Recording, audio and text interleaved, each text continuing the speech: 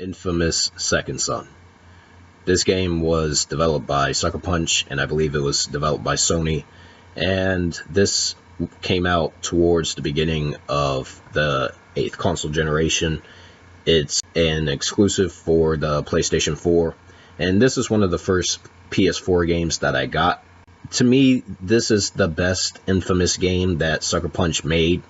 And I've been a fan of Sucker Punch since, their Sly Cooper days, since the very first Sly Cooper game, which came out many, many years ago. To me, like I said, this is the best Infamous game that they made. And one of the reasons why is because the gameplay is the character that you're playing as gameplay wise is a lot more interesting compared to Cole from the previous two Infamous games. Because in the first Infamous game, you were just this superhero character with electrical powers and whatnot. And then in the second Infamous game, they added the fire and the ice powers and whatnot, those abilities. But they were very limited and whatnot. But in this game, you have 4 different power sets. You have smoke, video, earth or rock, and then the other one is neon. Each of the powers play very differently from each other. Like neon, is more of a sniper type of power set. You can move fast throughout the environment when you have neon, and then when you're using video is almost like a machine gun type of power set, and then you can glide through the city, which is very fun. And then earth or rock is like, it's more of almost like a battle tank type of power set. You can form basically this armor around you and just run through the city and just take out anything that's in your path. That's something that really works about this game. It's much more nuanced compared to the first 2 Infamous games in that regard, from a gameplay perspective. And so, that's something I really like. The character Delsin that you're playing as, he uses this chain or this whip type of weapon, or he uses his chain as almost like a whip type of weapon, and I think that works a lot better than the stupid, the big-ass fork thing that they gave Cole in Infamous 2. That's something I really appreciated. The game controls very well. They have these little hotspots around the city, like if you're using the smoke power, where you can go through these vents. You can transform in smoke, go through these vents, and you can appear on a higher level of the building. They have that throughout the entire game world. And that's something I really appreciated that they did. It made the exploration, that much more enjoyable. The fact that they decided to put that in there. The setting of the game takes place in Seattle, Washington. You have the Space Needle in the game and whatnot, because the open world is divided between 2 different islands. It's similar to Infamous 2, but it feels a lot more, like I said, even like the open world feels a lot more nuanced compared to previous 2 Infamous games that came out before this one.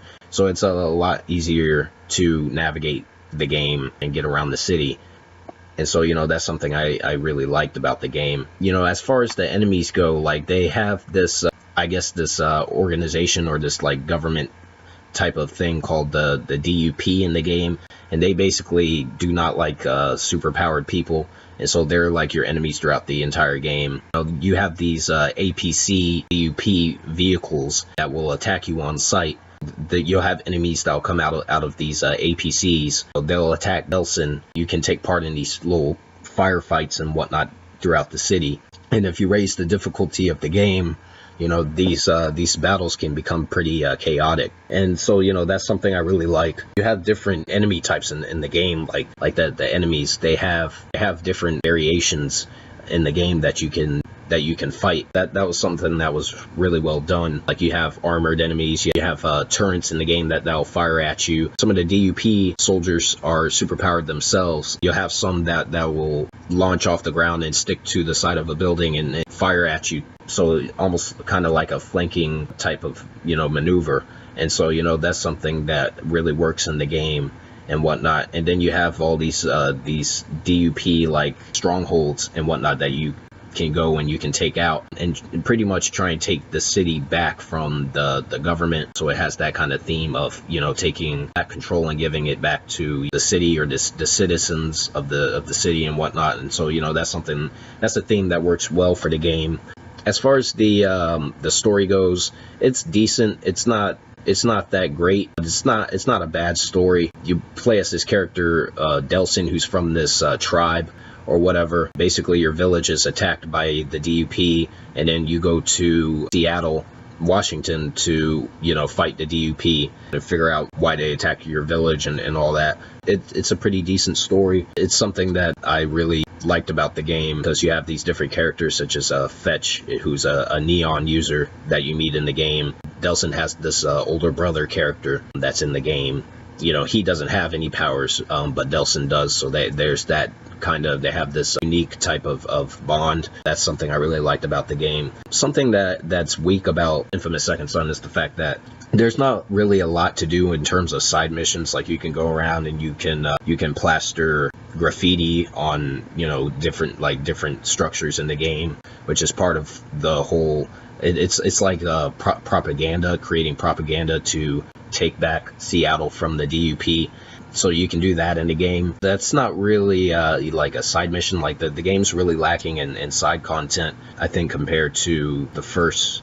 Not really the first Infamous game, but the second Infamous game. I think the second Infamous game did, side content better than this one does. But this one's more fun to play, so I'm not sure how that works. Something else that's kind of weak with the game is the fact that it's not very long. It's a pretty short game. They didn't really add. They did a story DLC for Fetch and whatnot, but they didn't really add anything, DLC wise for Delsin. They didn't give the players any more powers or anything like that. Something that's very disappointing about the game, because they have this other power, this fifth power in the game, which is paper. They did a DLC episode for that.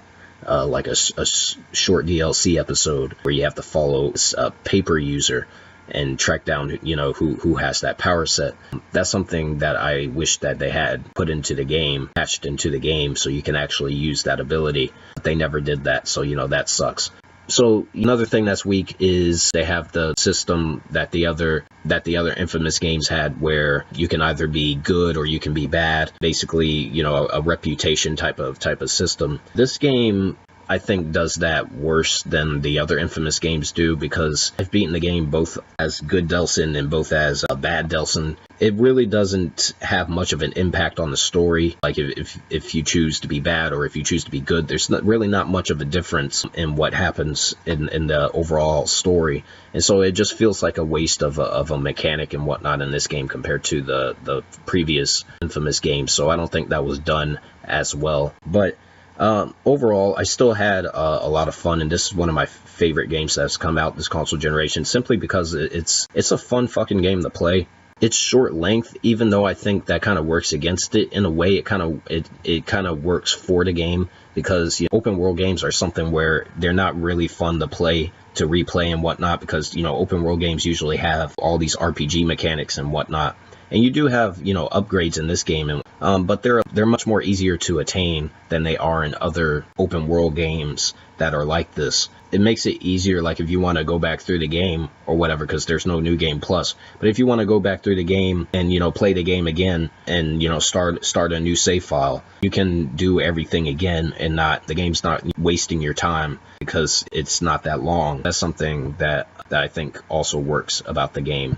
But yeah, it's a shame that this is the last Infamous game. I would have liked to see at least one more game in this series before, Sucker Punch decided to call it quits and move on to a new IP. Right now, they're busy making Ghost of Tsushima. I'm not excited for that game right now because I haven't seen gameplay for it. As a last game in the series, I think they could have done a better job, but they could have also done a much worse job. This is one of the better games to come out this console generation. I think it's a good game. I don't think it's, great or anything like that, but it is a very fun game to play, and so, I enjoyed myself with both the main game and Infamous First Light, which is the Fetch story-based DLC that they released as a standalone to this. And so, yeah, that's my retrospective for Infamous Second Son.